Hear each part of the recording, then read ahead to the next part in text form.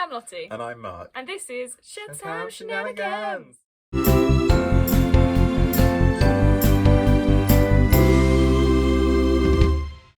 You look very relaxed. You're just so chill. So basically, guys, we have a guest today. We do. We That was have... very tuneful of me. Okay. We have interviewed Callum Heinrich from Mamma Mia. Yeah. Mamma Mia. It was a Pirate Queen as well. Pirate Queen. I was He going to does think about that. Oh, we didn't talk to him about Pirate Queen. I forgot. Soft sessions. Just. It's just an general overall theatre. icon. Highly recommend checking him out. Yes. So we're not doing segments today because no one has time for that. So we're just gonna get straight into the episode with Callum. Yeah. Enjoy, I So, guess. yeah. So we are here with Callum. How are you, Callum? Hi, I'm good, thank you. How are you guys? Doing well. Doing, yeah, very well. Okay. As well as we can in weird times. Yes. So we'll just get cracking. Let's crack into the questions. That's the word. Go Do you for want to it. go Cool. first? It's that one. Fab. Did you enjoy your experience at drama school? First and Oh, what a foremost. great question. Enjoy's a fun word. No, I'm joking. No, I think drama school is incredible, and I went to Guildford School of Acting, and I had an incredible time there. I absolutely loved it. I think, like, obviously, it's such a weird time in your life, isn't it? Because it's the first time you're being like independent from your parents, and you're kind of just thrust into this new world. But it's great. Like, I had an absolutely great time. It's a very big, like, everyone says it, but like drama school is such a bubble. I feel like when you're in it, it's like everything is life or death. Like, you're like, oh my god, I've got this dance class in the morning. If I don't go, I am gonna die. Whereas, like, when you get out of it and you kind of get some more perspective, you look back and you're a bit like, I put way too much pressure on myself for those 3 years. But no, I did have a great time, and I made some great friends, and yeah, GSA was absolute blessing. I loved that place. Yeah, I've heard things about, because GSA is quite it's quite a prestigious one, isn't it? It's like one of the really big ones. Yeah. So maybe that's where the pressure came from. I don't know. Oh yeah, definitely. I think imposter syndrome is a huge thing at drama schools, especially. And I think I went to GSA having a lot less kind of experience. I started musical theatre really late, so my first exposure to musical theatre properly was the Les Mis film. Oh no. Proper late, kid. I know, right? I'm just going to open the window so there's a little bit more light. There we go. That's fine. I'm going to Very much light in it. There we go. we are. Yeah, so my first exposure was the Les Mis film, and I was about probably 15 when I first sung in front of someone. So I was proper late into it. So I think then going to drama school, I was really lucky. I got into drama school. I got to GSA on my first try, so I was 18 when I went. And I just went there with people who had been, like, training since they were 2 and stuff. And I felt like, I don't deserve to be here. But there's no set rules for it. That's my advice to everyone. Like, you can start as late as you want. There's literally, it's not a race. Everyone's on their own kind of thing. So yeah, don't worry about that imposter syndrome. We all get it, honey. Yeah, did I do the next? Well, I mean, that was a two-parter. It was a two. I missed half the question. Oh Ooh. gosh, I'm so sorry. So, Don't be sorry. which shows did you do when you were there, and which was your favourite to do there?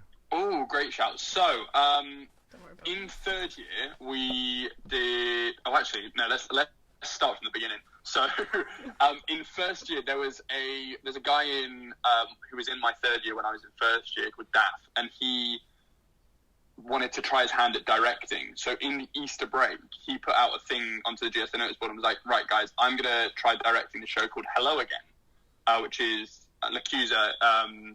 It's a very strange show. And I remember they fully cast it, and then one of the guys dropped out because he had to go and do something else, and then he messaged me and he was like, do you want to do this? And I was like, yeah, screw it, let's just do it. And basically, like, Hello Again, do you guys know Hello Again? Not a clue, no. It's a very weird, very niche off-Broadway musical from, like, back in the day. But it's basically 10 sexual relationships that span over the course from 1900 to, like, 2000, I want to say, and each relationship is, like, a 10-year, like, it's, like, that kind of thing. It's a very, like, song-cycle-y kind of weird musical. So that was the one I did in first year, and that was great. I really actually loved that. at the end of second year, you do your first public performance, which was Pal Joey. We did, which is like a classic, legit musical, which had like a 10-minute dream ballet in, and I never sweat so much in my life. But then in third year, the fun ones, so my entire year did Pippin, 9 to 5, Jane Eyre the musical, Little Women, and Shrek. And then out of those ones, everyone does 3 shows. So like the first 2 is Pippin and 9 to 5, and the year's split in half, and half do one, half do the other. And same for Little Women and Jane Eyre. So I did 9 to 5, and I got to play Franklin Hart Jr., which was so much fun. Yeah. I had an awful handlebar mustache and sideburns. It's horrendous. But I got to do that, which was, I think that one was probably my most favourite, just because, like, obviously getting to play Franklin was a dream. And I don't know, do you guys know Danielle Fumania? Yes. She was in Colour Purple. She's about to go into Frozen. She's in Anne Juliet. She's like, Anne Juliet, yes. Yes, I was like, I recognise So- the name, and yes. No. So me and Danielle are from the same year, and she played Violet. So it was her as Violet and me as Franklin. So I got to play with Danielle, and like that was just a dream. And Martha Kirby, who's like one of my best friends ever, she was Roz with me. So we just had so much fun on that. So yeah, 9 to 5 was my favourite, I think, because Shrek is also a contender. Shrek was the most fun ever. Just before that, though, we did do Jane Eyre the musical, which was like, I'd never heard of it before, and it was very strange, but like I loved it. Yeah. That was a proper, like, it felt like we were doing like Edinburgh Fringe. Like it was a really weird, cool directed musical. So that was fun. But yeah, Shrek we did as an entire year, and that was legendary. Like so much fun. I feel like Yeah. that would be madness. Shrek would be. I think Shrek would be mad, but it's Oh a my great god, show. yeah. It's a great show. It was. I got to play Pied Piper in it as well, which was super fun. So I got to do the Rat Tap, which was great. But like I think as well, because it was the final show we all did as a year. Like there is no better show than Shrek to like it's so feel good, so yeah, I love doing Shrek. Yeah, imagine if like your last show of the year was something really depressing. You'll just be like I know, right? crying.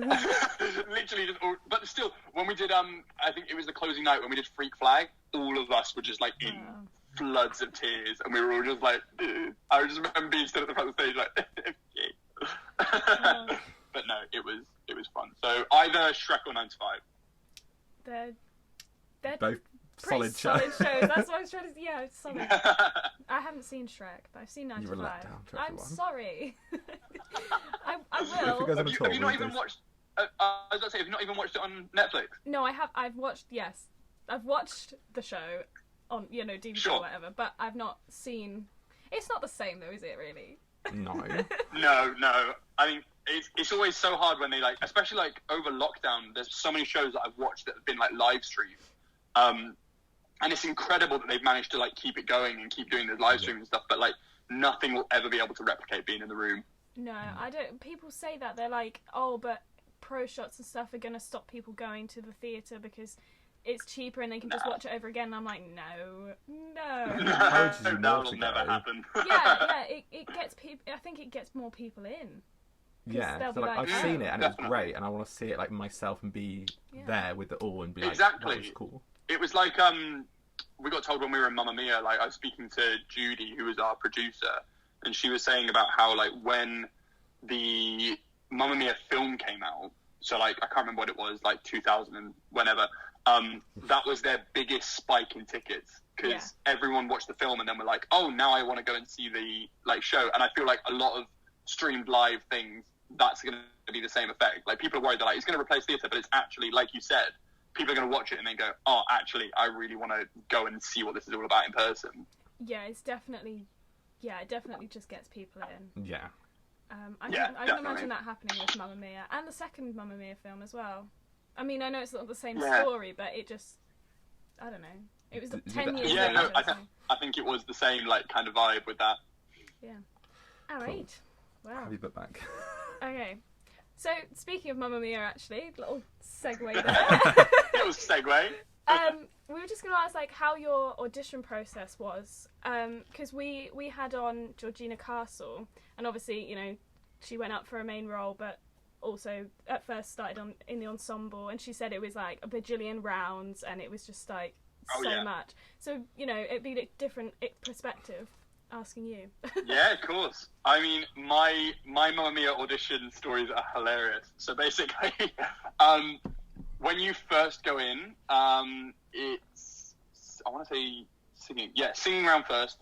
And it's all on the stage at the Novello. It might change. Don't take this as like anyone who's listening who's like thinking of doing it. It might change. I can't promise you it'll be at the Novello. But like, it was my first audition out of drama school. And it was while we were doing Jane Eyre. It was like our second show, and I got a message from the head of GSA and was like, "Mamma Mia, I want to see you." And I was like, "Okay, shit, great." So I went, and I was like absolutely terrified because obviously it's on the stage at the Novello, and I was just like, first time I ever stood on a West End stage, and I'm singing in front of a panel of people. But great. yeah, but yeah. So you sing a pop rock song. I think I sung McFly, which was brilliant. Solid choice. Not brilliant in the sense of me singing brilliant. That song choice. I'm not up my own arse. But no. So I sung that, and then they made you wait in the hallway, and they were like, "Cool, do you want to come back later and do a dance round?" And I was like, "Yeah, absolutely fine." So I came back later, and I went on stage, and it was just me and a whole group of girls, and I was like, "What is this?" And then I spoke to the choreographer. No, Leah Sue, who's the associate choreographer, came up to me and she was like, "You're not meant to be here." And I was like, "Okay, great." And then it turns out they had given me the wrong time and sent me to the girls' round. But Leah, who, like, obviously I've never done a dance round in front of anyone before, but Leah, who was the associate choreographer, just went, "Right, cool, come in the wings with me and we're going to do it one-on-one." And I literally was like, "What?" Oh my God. Literally, like, I've never shit myself more in my life. But yeah, so literally, Leah took me into the wings of the Novello and one-on-one just taught me the routine and made me do it over and over again. And I was like so terrified. But at the same time, I'm really thankful that she did that. Like, she didn't have to do it, so it was amazing that she did that. So that was my first round, and then, yeah, you come back and do recall, which is where you do a bit more, you sing some material, you do some scenes, and you learn more of a dance. And then there's, like, another round, then there's a touch-up round, then there's finals. So it was a long process, and, yeah, it was fun, though. I think the thing that's, like, great about it, and, like, it's similar with a lot of auditions, is there's so much waiting round on the days. Like, especially in like the acting rounds, obviously, because you have to do it as I was in for Sky, you had to do, they had to pair up Sky and Sophie's. So you would literally just sit in the corridor and they would try different combinations. But what was lovely is I think like there was such an amazing like energy and atmosphere of people. So it was just like, it was like laughing fits every day. We'd just be on the stairs, like trying to make each other like laugh and playing games and stuff. Because I think in the finals, we got there at like 10 a.m. I think it was, and we didn't finish finals until 5 o'clock. And so it was like a full day of sitting and waiting. But we had such like, there was so many fun people, and I made so many friends from literally just sitting in that corridor. So yeah, that was fun. There's a lot of rounds, but it is fun. Yeah, maybe it's just because it's one of those kind of shows, there's like a lot to it. Like, it is a...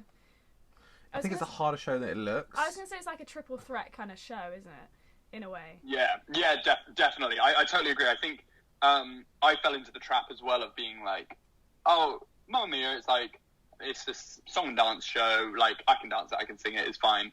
No, that is a lie. Literally, like, incorrect. The entire show is in a female key, and I am a baritone, so I think I gave myself nodes like 8 times from that show. So like literally the singing sense of it is so different, and then like the dancing, it's not like high technique in a sense. It is, but it's not like balletic. It's just so energetic. Like everything has to be to a like T, like everything has to hit exactly on the mark, on the beat. So I the way I describe it as well is it just feels like you're doing a hit class every night, because it's really high intensity for short amounts of time. Yeah. That's true, actually. I didn't think about that. exhausting. Just Exhausting. completely and utterly exhausting. It looks Being on the so West End is fun. doing hit classes. Well, some shows, probably not. I would Yeah, I was say. about to say, yeah. But Mamma Mia especially. I mean, You're just falling Yeah. apart. my book is just not having a good day. What is falling out? You go. Cool. Okay. There's just flaps of paper everywhere. It's a bit of a nightmare. And also, once again on the subject of Mamma Mia, how was your first show as Sky? Like, God, I have never been so nervous in my life. I can literally remember everything about that day. So the week before, I had got ill. Oh no. And I'm pretty sure I'm like such a hypochondriac. So like I was definitely making myself ill, being like, you're about to go on the Sky, and I gave myself a sore throat. Yep. So like a few days before it, I remember, I think I went on the Monday night, and I think the Saturday I had off because I was like, my voice is just wrecked. So that was like a terrifying stance, and like I openly deal really badly with anxiety, so I was like just an absolute wreck for the day. I was like so excited, but like so scared. And I came in, I think it was an hour before, because they wanted to do some last minute rehearsals. And I just remember being there like, yeah, it's gonna be great. But I remember like stood in the wings, because Sky comes on before Money. Yeah, before Money, Money, Money, just before. So like after the first song, and I just had to wait in the wings. And I just remember waiting there and literally like shaking. But Danny, who's my housemate, you might hear him singing in the background upstairs. Danny played Pepper in the show, and he's like my best mate in the world. And he literally like held my hand as we were going on stage. He was like, "Right, we've got to do this, 3, 2, 1." And I just remember like, I can so vividly remember walking through the taverna and just, because you walk straight into the middle to say your first line, and the whole audience is there. And it's like literally a childhood dream come true to play like a lead role on the West End. So it was amazing. Once that scene was over, I was fine. But just like that first scene, I was like, Jesus Christ, what am I doing? But yeah, it was amazing. And then I think the like feeling you get after the show is just the best thing in the world. Like, it was so incredible. Yeah, it's one of those shows as well that you just know you're going to get like the biggest whoops and cheers, because the audience is so like elated at the end. So you know, even if you messed up a line or whatever, it's just gonna be like, woo! Yeah, So, I mean the audience is 95% hen parties, so like you're always guaranteed, like you said, everyone's up and dancing at the end. yes, we've heard that. we've heard lots of horror stories about Mamma Mia as well, but like many good stories as I well. could tell you so many horror stories. God. Yeah. Anyway, back to you. Ooh, my turn. Where am I? Oh, so okay, this is going to lockdown now, so a bit different. So what does it feel like being part of a project like Soft Sessions, when theatre's been closed for so long? You know, did it sort of bring you back into that? Yeah, so obviously I'm a photographer. That's like my job, like kind of main job, especially at the moment. And Harrison, who was on Mamma Mia with me, he started a vocal reel company called Soft Sound. And we shared the dressing room together, and it was actually, we spoke in the dressing room a couple of times about like, oh, what's something that we could do together, like picture and sound, something cool. And I said to him how my dream, like my actual dream in life, is to make films. I'd love to like just make actual full-length movies and stuff. And so I was just chatting to him, and we both nerd out on films and things. So we just spoke a lot about that. And then his partner, Pam, had this idea and was like, why don't we kind of do something that's like Mahogany Sessions and Live Lounge, but with people in our industry, and like give them a platform where they can just sing whatever they want that's not musical theatre. Because one of the reasons we started it was just because musical theatre it's an amazing industry, don't get me wrong, but the industry is also really outdated, and like there's so many rules in this industry, and you get pigeonholed. So like if you look a certain way, you get pigeonholed. If you sound a certain way, you get pigeonholed. And it's like we wanted to just kind of create a platform where we go, what do you want to sing? What do you want to do? I'll film it, they'll record it, we'll find somewhere cool, but it's completely up to you. You decide what you want to do. And I think it came at such a point in lockdown that like I think it was after the first lockdown started easing a little bit, that Harrison messaged me, and he was like, listen, we've had this idea, do you want to film it? And I was like, I've never filmed anything really before, but screw it, let's do it. And we got in contact with Grace Moat, because she's a friend of mine. We went to GSA together. She was a year above me. And we were like, Grace, do you want to kind of be our guinea pig for this? And she was like, hell yeah, I'm like on board. And I just think like it was such a saving grace in lockdown, because I moved back at home to save money, because rent in London is expensive. Yeah. Literally. But so like I was so far away from the industry. I felt like I literally wasn't even an actor anymore. I kind of just come to terms with my life was walking my dog in a field. So it did come at like such an amazing saving grace time. And I think being part of something that was so creative, like there was no rules, there was no boundaries. And I think that was one of the things I always struggle with our industry, is like there are so many walls and boundaries. Yeah. And it always comes like, it's always sold when people talk about theatre and acting, they always like sell it as, oh, it's completely creative, you can do whatever you want. And I think like going like no shade, but going into Mamma Mia, like it's you're stepping into someone else's shoes. It's you have to hit this beat on this time. There's no room for kind of like creativity in a sense.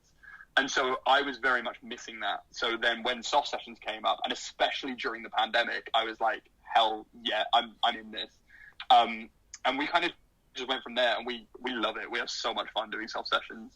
Yeah, it looks so chill and just nice. I think that's the best way to describe it. Is like from the artist standpoint, it's completely chill. From mine and Harrison and Pam's standpoint, we are like sprinting around with cameras doing voices, and we're like, what are we doing? But I think that was half the fun, is that all three of us had never done anything like it before, so it was just a huge adventure almost. Yeah, and it keeps you occupied as well, doesn't it? Oh, exactly. You know, something to think about. Definitely. So you don't go crazy, because we're now in the third lockdown. You know, Well, literally. But... Well, we are coming out of it, but you know that doesn't mean anything these days. No. literally. How are you guys surviving in the pandemic? Well, we created a podcast, so that's Hell keeping yeah! us busy. Shout out to this podcast. It keeps us busy, coming up with ideas and trying to get people kind of, and also for us just to kind of be in the theatre mindset whilst not out. being theatre, but not being in a theatre. Definitely. No, definitely. I'm so glad you guys have done this. Like, it's so nice. It's like, again, you're creating a platform for people, which I really respect. So huge round of applause to these guys for doing this. Thank you. Yeah. No worries. Yeah, it is nice to just geek out and. Yeah, because we do it anyway. So we're like, we'd spend so many, like, once when we first closed down, we'd spend so many nights on like the phone for at least 5 hours, just talking about like our favourite parts of the job, or like bits of like the show we loved, if this or like person did this role and all that kind of. Yeah. See, I love this because like I am so stagey. Like I'm sneaky stagey. I'll be like, yeah, I'm not stagey. But my thing was always like niche musical theatre, like old off-Broadway shows from like that. I love. I geek out on that stuff, and very edgy musicals. Like I love that. So I like that you guys are geeking out. I'm here for the geeking out. Yeah, it is quite fun actually when you like, because I follow lots of people on YouTube. That's not subscribe to lots of people on YouTube. Yeah, like that do theatre-y stuff, and it's just interesting hearing them talk about different shows that I'm like, what is that? And then you go and find it, and you listen to the cast recording, and you're like, oh, this is my new favourite thing. we spend so much time, we like spend so much time, like we'll find like she'll like find a cast recording, like listen to this one song. Listen to this one. While she's there, listen to the whole thing, and I'm like, okay. Yeah. Oh, literally, I do the same. Like I think that's my thing as well. Like I'm hugely into music. Like listen to music 95% of the time. And I listen to a lot of musical theatre just because it's so. I love like storytelling. The fundamentals of storytelling is like the reason why I love musical theatre. And when you find like those cast recordings, like I've been absolutely binging Amelie recently. I'm going to see it next week. I'm so excited. I need to book. So excited. Yeah. But yeah, so my girlfriend sent me Amelie. She was like, you have to listen to this. And I just remember like listening to the whole thing because I love, like I said, I've got such a huge adoration of film, and my like love for music kind of came from film scores. Like I love the way that music can be so emotive in art. And so like musical theatre just goes hand in hand with that. Like I will listen to Parade, like Parade's like, I will talk about Parade all day. But like Parade is like my favourite musical ever, and I could listen to it with no singing, just the music, because the music like carries it. And I just love that stuff. So I'm here to geek out with you. Yeah. Yeah. Was it my turn or your turn? No, it's my turn. You just soft Sorry, sessions. you carry on. Well, I mean, we kind of covered it, but you But can do it anyway. No, it's fine. We'll skip that one. So, Okay. and any of like what's like your biggest dream role right now, or like in the future, or whatever? Okay. It's a tough one. I think in the future, if I ever like take up smoking, so my voice goes 9 octaves below, I'd love to play Hades in Hades Town. Yeah. Like I'd absolutely love to do that. I'm just the octave above him now, but we'll get down there one day. No, I'd love to do something in Hades Town. I love that show so much. I'd love to play Phil Connors in Groundhog Day. Oh, that's a different Like, one. it was a niche one. I saw Groundhog Day at the Old Vic when it was here, and I've never that was like probably my favorite theatrical experience. I've never watched something that I just loved so much straight away. Huh. Again, like because I'm a baritone, and like there is just no roles for like baritones our age. So all of my roles are like in 20 years time. Fair enough. I think my dream role growing up, but like I feel like I'm past the mark now, unfortunately, was Melchior in Spring Awakening. Like I would absolutely love to have done that, but Spring Awakening's now coming to the Almeida. Yes. Is it? Yeah. Oh, I didn't Yeah, know. they're bringing it back. It's gonna be incredible. I cannot wait. But when the auditions went out for that, they literally like, we're looking for people who are not above the age of 21, and I was 22, and I was literally just like, this is literally my dream show to be in, and I'm already too old. Can I just keep freshly shaved and Literally, I was like, I will happily wax my entire face just so that I could do this show. So yeah, either Hades Town, what did I say, Groundhog Day, or Spring Awakening. They would be like my three. It's interesting talking to a man now, actually. That sounds really weird. about dream roles, because we've had the other three guests we've had females. Actually, all kind of around the same age, to be fair. Yeah, but I think Grace was the youngest. We had Grace on. Amazing. But yeah, it's sort of, they all had very different dream roles, I think, but I think they all had quite similar ranges. Yeah. Yeah.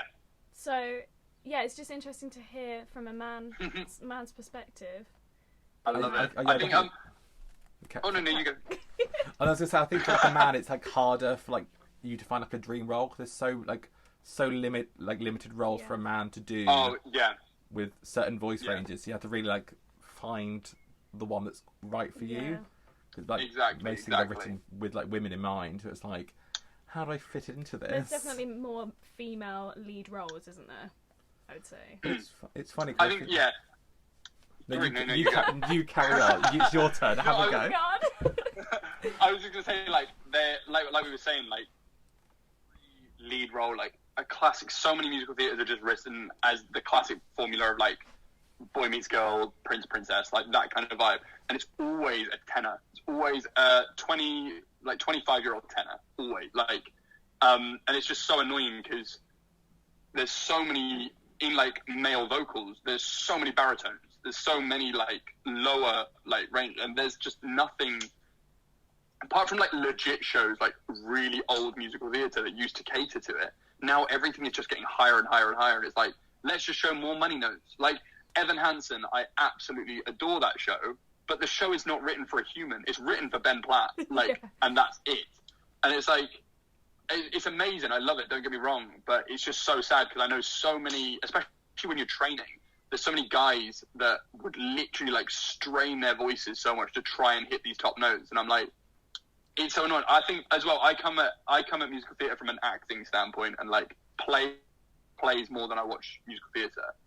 And it almost feels like there's so many shows that just sacrifice the storytelling and acting for money notes. And I'm like, you don't need to do that all the time. Yeah. It's like Spring Awakening is like one of my favourite shows ever. And it's not a high sing. Like, Malchior is not a high sing at all, but it's so emotional and so story-driven that, like, you don't need those ridiculously high notes. Sorry, I'm going on an absolute rant now about high notes. No, it is true. Like, especially over lockdown with, like, TikTok, and because that's the only content you can get. It does, no, but it's become like just a competition to see who can belt the hardest or do this riff and that riff. Like, there's a whole riffing debate always on Twitter. Who could do the most like random, almost like key changes. It's literally. And I'm like, that's not what it's about. No, literally, I remember having a singing lesson with one of my teachers. And they were like, I think I fell into trap and I riffed one thing. And they went, why did you riff there? And I was like, oh, because, and they were like, was it written? And I was like, no. And they were like, would your character have done, like, what is the reason? Is there anything on that word that you want to embellish? And I was like, no. And they were like, well, then don't do it. And it's that kind of thing. And I get it, like, it's putting your own spin on things. And things like Waitress and that, like, and Wicked, where it's now so off what it was written. It's the whole point of it is just to outdo it. It's those things, and I love that, don't get me wrong, but it's just, if it's at the detriment to the story, I don't feel like it needs it. But at the same time, something like Waitress, I kind of love, like, what Bacon can do, like the different riffs that people do in that. It's almost in the character. It's almost like it's what they bring to it, whereas some people do it to really show off, and it really shows, and I'm like, it doesn't need to do that, I sometimes think when someone does less with it, but they give it more, it seems better than it is. 100%. Like, I feel like it. No, I totally agree. And, like, I'm very aware as well, like, this is just my opinion. Please don't start, like, a huge cancel me on Twitter for saying that I don't like riffing. Because I love riffing. But like you said, I think it's just, as long as you're telling the story at the end of the day, like, and that's kind of at the forefront of it, then go mad with it, but just always keep that kind of story in mind.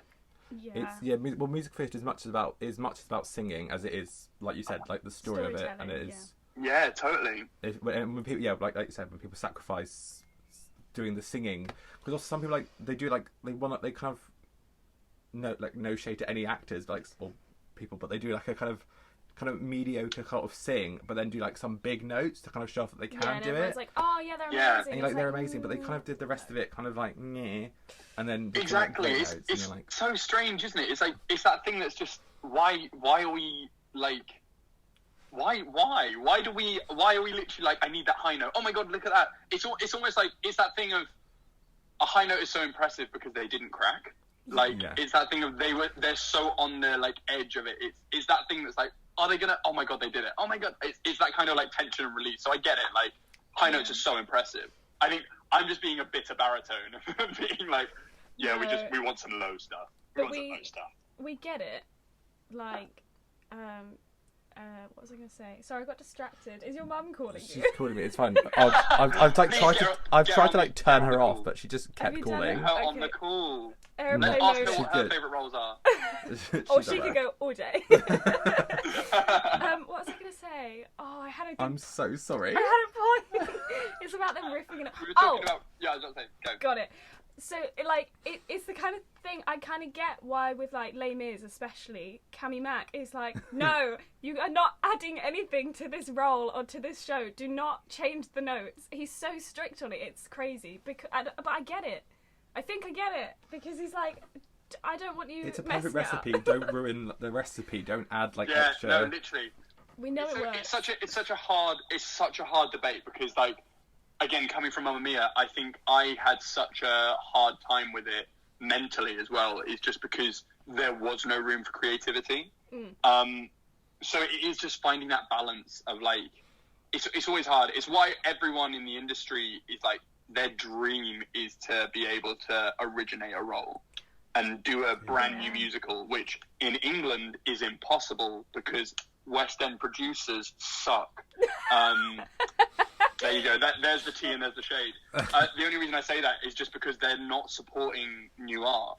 Like, it's so sad. Like, there's so much incredible writing out there and so much incredible work going on, but it doesn't make them money, so they don't take risks on it. And I think, like, I would never usually speak out about it, but I've got to such a point now that I'm so done. Like, as in, I'm just fed up with people not being represented in so many different ways, like in so like many ways, talking about diversity and also just talking about new writing and new art. And it's so hard because I feel like we're going to get political now. But like, right. If people, there's an amazing thing that I love that's like, I think it was vampire. There's something about vampires, and vampires are monsters because they can't see their reflection. Like, the reason that they can't see their reflection is because they're a monster. And it's like, that's the same as our society. If you deny someone their reflection, you turn them into a monster. And so it's like, if people don't see themselves on stage, if cultures don't see themselves represented on stage, if they don't see themselves on TV, if they don't see themselves in art, then they become the monster because they don't see themselves. And it's just like, it really annoys me because there's things, and that, like I said, that doesn't just apply to kind of diversity and culture diversity. That applies to new writing. So many people in England and so many people like around the world are not going to be writing musical theatre because there is no platform to get new musical theatre art. It's really, sorry, I'm getting well political now. No, it's well, also like with like this current climate as well, people like there's been like Ratatouille thing that they did on TikTok where they made like the people made like a musical, so it was like really interesting to see. I think completely like unheard of artists, but like they all kind of combined and made a thing, which I think was really interesting to see for like right now as well. People that usually are hidden in the backgrounds were like, I have a voice, let me show it, let me write some music, and be like, this is actually quite, and then people are like, this is quite good, and then it makes a thing because people want it, and it's like you said, people want to see themselves. I think lockdown has really actually helped in a way. Whoa, my stomach's rumbling. I think lockdown has helped kind of get some things out. Like, what's the show that, I mean, it's only done a few Millennials? Is that what the show's called? There's a show called Millennials. My friend's actually on it. I think it is called Millennials. Yeah, you know, it's just, there are a few things that are sort of coming out, and because it's sort of been hyped up over lockdown, and we've been able to see the process of things happening, I think it's making things actually, I think it's making this new writing actually kind of come out a bit now. Yeah, definitely. So, I think, like, again, I come from a very, a love of, like, plays and straight theatre and stuff like that, and I live at the National Theatre. I will see, like, everything at the National. And what the National does is they take all of these plays. Like, if you look at a season of the National, it's a play that will be on for a week or two in rep with something else, and it's a brand new writing by this person, and it's just like, let's just put it on. Same Royal Court does it, Almeida does it, where they have like new writing and new plays, and there's so much. I feel like England is incredible for plays. Like, the playwriting that comes out of it is incredible because there is such a platform to get new plays on. Like, Edinburgh Fringe gets so many new plays and so many things on. And I get it, because obviously musical theatre is harder because you need all of the aspects of it. You need musicians, you need actors who are also singers and dancers, you also need like creatives and things like that. Whereas obviously with plays you can potentially write and perform your own thing with just lighting. You know what I mean? So I get like the monetary problems of it.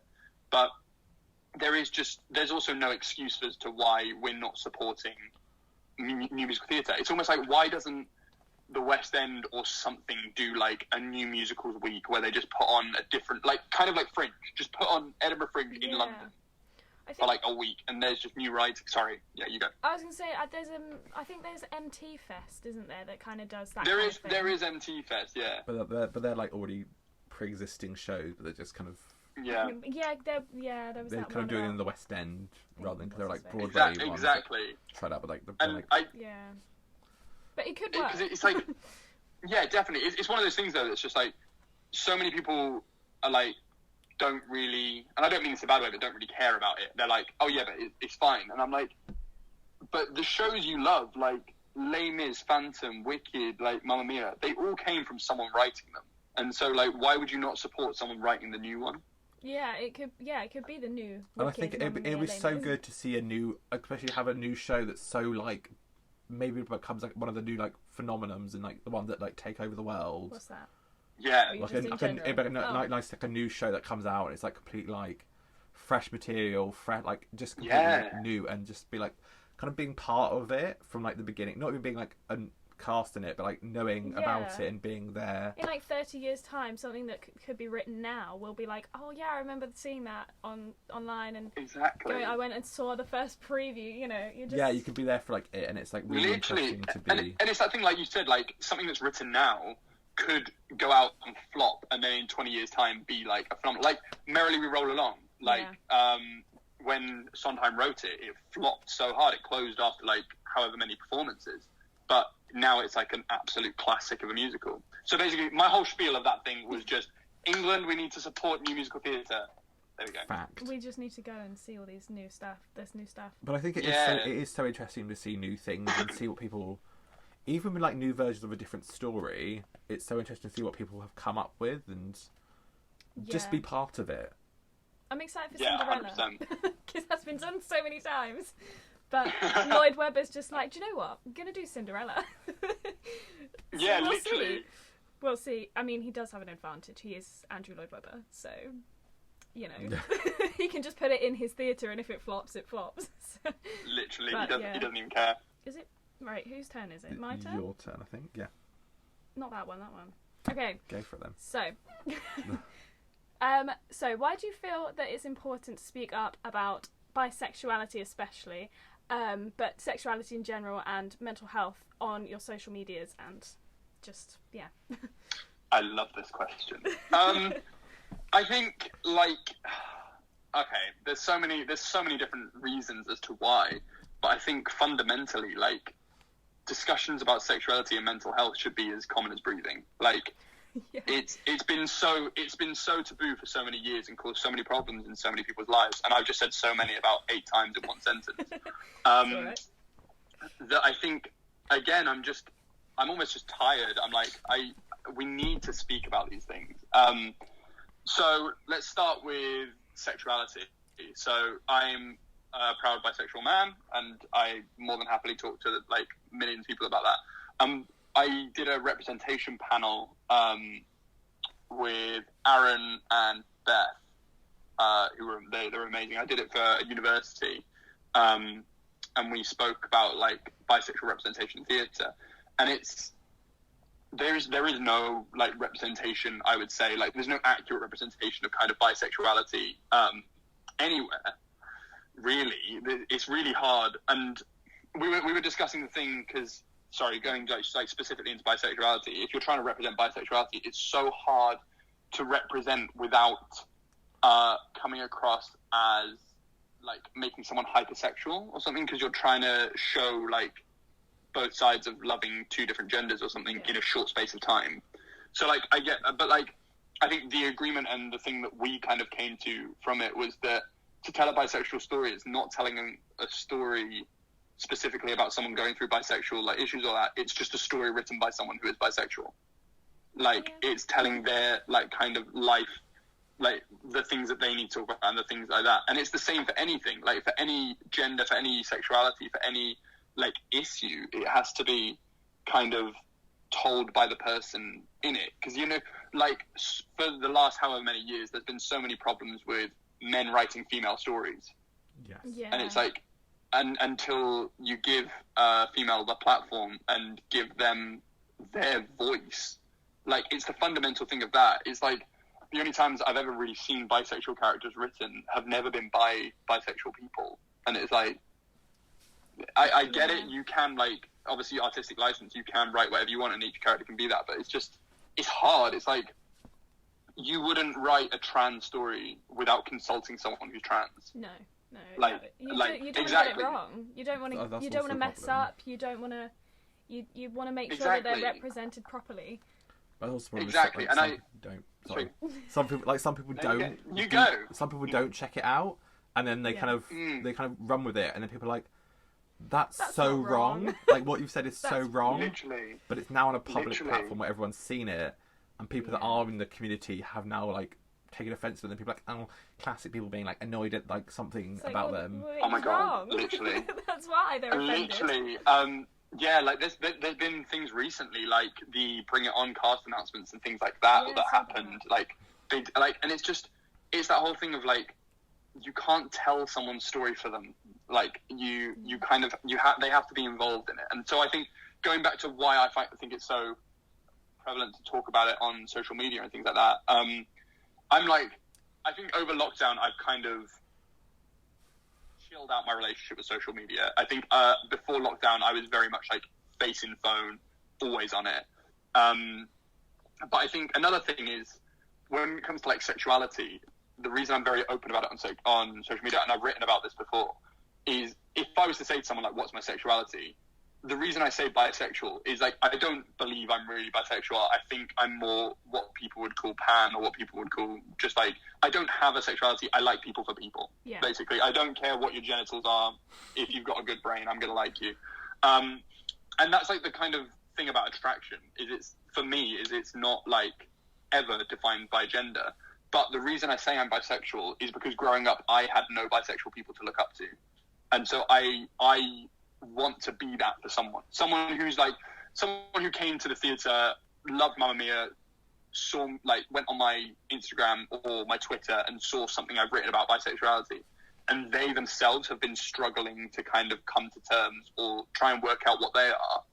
Like, I want them to know that there is other people like them out there. Yeah. Same as why anyone kind of talks about anything with regards to pride or with regards to anything like that. It's creating a community and a safe space for kids growing up to actually understand their emotions and their sexuality and like sex in general. Because I think, like, when we were talking about, I can't remember what we were talking about, something earlier, but like sex, death, like anxiety, these things, they're all so taboo to talk about, but they're all something that we all do. Yeah. And it's just like, it's so outdated that I feel like now that we have these platforms like social media where we can openly talk and freely talk, obviously it's not great all the time, because as we all know, but like now that we've got those kind of platforms, I think it's so important that we do have those discussions, because human beings are like communal creatures. We are social. We have to talk about things to understand things. And so the reason I think I'm just so prevalent with my sexuality online is so people who don't understand their sexuality or are struggling or something like that can see that other people have been there too. And that leads on to why I talk so openly about my mental health. Is it's not ever me like giving a part of myself away. It's always, the reason I do it is because I know so many people who don't, and so many people who struggle with it, and especially as a man, as like a male in society. The reason I say that is because I think I grew up playing rugby. I grew up with very testosterone heavy boys, and so I think seeing them and like having friends from home who have got to the point of like suicidal thoughts and depression and stuff like that, but because of their culture and because of the people they surround themselves with, they can never speak about it. And it's just, and it literally, like, suicide is the highest killer of men in I think it's under 50s. Like, it is the highest killer of men, and it's just because it's not spoken about between men. And I'm just like, it literally blows my mind. It's like, not seen as manly. Sorry. No, it's not, yeah. No, exactly. Like, and it's just that like outdated shit that just needs to change. And it only, like, the reason any change happens is because someone speaks up about it for the first time. And so if I can use whatever platform I've got, whatever followers I've got to educate people on doing it, because it is like, I think if you're an actor or a creative person, you're a bit more liberal and you're a bit more in touch with that. But whereas I've got family members and friends and stuff who have never been creative in their life, like, and that's not to their detriment or whatever, the way they've been brought up is very much the rigid, go to school, go to work, get married, have kids, retire. That like, if we can show people that there are, like, it's not a bad thing to talk about, then we're saving lives. And I feel like that's why I talk about it so much on social media, and why I'm so open to talking about it with anyone, because it just goes back to, if you, like, you've got to talk about it. We've got to talk way more. We need to do better.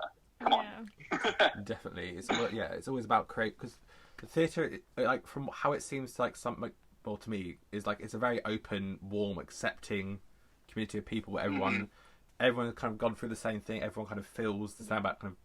They all have the same sort of pressure and stuff in theatre. Yeah, but also we all kind of love theatre for the same reason of kind of wanting to escape in some way. 100%. So like we're also like I feel like the theatre community is very like nervous, and we are very anxious people, but it's so weird that we're so anxious that we like want to get on stage and like, but we need people to clap for us to be like, you did a good job, congratulations. Babe, literally, you are speaking to the right person. Even when you're like, 10 minutes ago, you're like off stage like, I'm gonna die. Yeah, but you go on stage, you're like, I like need someone to clap for me to know I'm like validated with what I've just done is and what. You're like, I'm gonna do it all again tomorrow. Yeah. Mate, exactly, and I think like going on that, like to anyone who's listening to this, like I still suffer to this day with the worst anxiety ever, especially stage anxiety.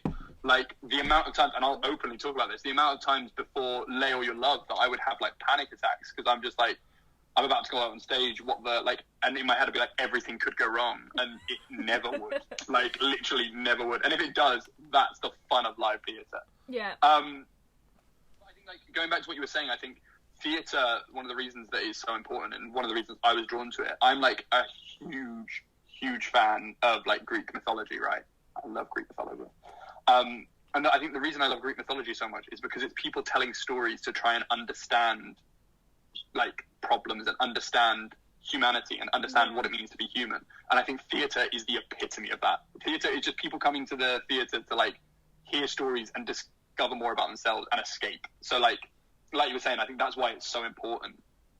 Yeah, it just needs to be spoken up about more, really. That's so. Yeah.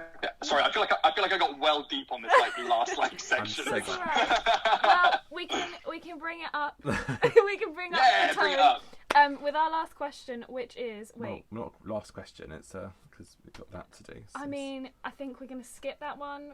Okay. We'll forget about that because it's been like an hour. Cute. That's fine. We love it. No. It's all right. No. We're so glad.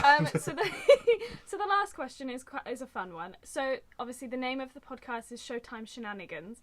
So do you have any Showtime shenanigans that you can tell us? You know, where things have gone wrong on stage. Yeah. Okay, so I'll try and keep it as quick as possible. No, it's fine. Take as long as you want. Take your time. Literally, this is the best thing that ever happened in Mamma Mia, and it is to this day. Like, basically, Danny again, my housemate. It's the time that me and Danny destroyed the whole show. Oh God. And basically, you guys have seen the show. You know the wedding at the end. Yes. So basically, in the wedding, for anyone who watches this, like, if you ever try to watch the wedding, just watch everyone try and not laugh because we're just all trying to make each other laugh in the wedding. Very unprofessional, I know, but we got to keep it fun. So basically, there's a moment where Sophie walks down the middle of the aisle and we're all singing the hymn, which is like, ah, whatever that is. And basically, Danny, who's playing Pepper, is on the other side of the stage, and I'm on this side. And there's one point where we get to where our eyes meet every night. And it got to this one point, and like it was a Saturday night, we were all tired, and like it got to this one point, and I just turned around and I just like completely crossed my eyes, like when I went past him, and Danny starts laughing, and I start laughing as well, and we're just like, okay, like we can't look at each other, can't laugh. And bless him, like one of our understudies for the priest was on, and he thought Danny was laughing at him, like he'd got something wrong. So the priest gets up and he goes, and just like fluffs his lines in front of everyone, like. Not badly, but like he just says the wrong line, and we all go and like everyone, because the hardest thing is in that situation, the priest is facing the back, we're all facing the audience. So me and Danny are in fits of laughter, trying not to laugh. And the worst thing is when you're trying not to laugh, especially on stage, you laugh more. Makes it funny. So we're literally like, we're like really trying hard, and then because he fluffs like his lines, everyone starts giggling. Like, and everyone is just like looking at the floor, like, like really, and because everyone's giggling, it just gets worse and worse. And basically, because the lines got fluffed and it weren't funny, the whole thing just started to collapse. Like, basically, what's meant to happen is, so like Sophie says, Sky, let's not get married, And the staging that we're all meant to do is, oh yeah, spoiler alert, sorry for anyone who hasn't seen Mum yet. Who hasn't? Let's be real. Literally. But what we're meant to do is we're all meant to lean forward and go, right, but Bill, literally, Stephen, it's so great. Like, literally was not meant to do this at all. He skipped ahead and he just jumps up and goes, yay! Which, like, no one is meant to, and we all just, like, look at him, because that's, like, the line that comes in a few minutes, and he's just cheered at them not doing that, and everyone just looks at him and everyone collapses. Everyone is literally, like, looking at the floor, literally, like, oh my god. He goes back down and is crying with laughter. Sophie and Sky literally can barely get their lines out because no one can speak. The audience is pissing themselves now as well. That's good. And then, like, obviously, as it goes on, like, we all go to the back of the stage. Like, we all go to leave the wedding, and then we all get called back. And everyone gets behind the truck and just falls to the floor and is pissing themselves with laughter that we don't hear the line, we don't get back. Like, we come back. And then the mega mix at the end, everyone was just pissing themselves with laughter. That was, like, the best day ever. Like, I think it was the funniest show we've ever had, and we were all just, like, crying with laughter at everything that went wrong. It's always a Saturday night, isn't it? You know, you've got the day off. It's a Saturday night. Like, Saturday we'd always have a show stop on Wednesday I matinees. say always, not it happened a few times, but it would be a Wednesday matinee, and you're like, oh, but you've got the second show, and it would always be on a 2-show day that something would go wrong, or someone would fluff up. Like, it's just, but Saturdays especially, it's just. But also, from seeing a show every day, you realise when something goes slightly wrong, so you see the whole cast just going like, oh god. Literally, that's the best thing, is because most audiences won't realise, but it's when the cast knows, and the cast is just like, oh, for God's sake. Even something really tiny. Even when someone like enters the stage like 4 seconds late, but it throws everyone off, and they're like, oh god, what do we do now? Everyone's like slightly 1 second behind. It's especially with Les Mis. You cannot be out of time in Les Mis. Especially with Les Mis, because they sometimes like sped it up. If you had like a small showstop or something, like a scene change took longer, they speed up. They speed up the music. It's insane. But like just like a still like semi. You wouldn't know if you were in the audience, but because we heard it every day, you realise. And you're like, some people are like, oh god, we're already at the wedding. Jesus Christ. let's go. Because they have to make the times, because you have to be out of the building, and so it was wild. But yeah. So sometimes it'd take an hour to get to the wedding, and sometimes be there in like half an hour. Like, okay, double time. Let's go. I love that though. It's so good. I love that though. That must keep it exciting for you guys. Yeah, live theatre's just great. It is so good. Live theatre is the best. It's the best. Well, this has been lovely. We have nothing else. Oh my god, no, thank you guys so much. No, that's absolutely fine. Like, thank you guys so much for having me. Like, again, and well done for creating this platform. Like, thanks. Keep going with it, guys, please. We will try our best. Well, there's still so much to talk about. So. There's always going to be something to talk about. Live theatre, it changes all the time. So exactly. Oh my god! If and when you get on season 2, like, please bring me back, because I want to do it again. I had so much fun. Oh my god! Absolutely. Season regular will be be don't you worry. Yes, we were thinking about please, that. like, once a season, I want to check in. That time of us will be in contact. Yeah, so we hope you enjoyed. It was so much fun interviewing Callum. Just such a babe. What a gem. He's actually like one of the best people ever. I'm just gonna put it out there, put it out to the universe. Great person. Yes, we talked and season regular. Apparently, yeah. I was gonna say very varied conversation we had. I'm very passionate. Very I thought we just get each other with like theatre nerdiness. We just vibe really well. I'm definitely gonna be on every season now. Season regular, you've heard it here so first. Welcome. So yeah, we hope you enjoyed. We'll see you next week with another sexy episode. Ooh, sexy episode. What's happening next week?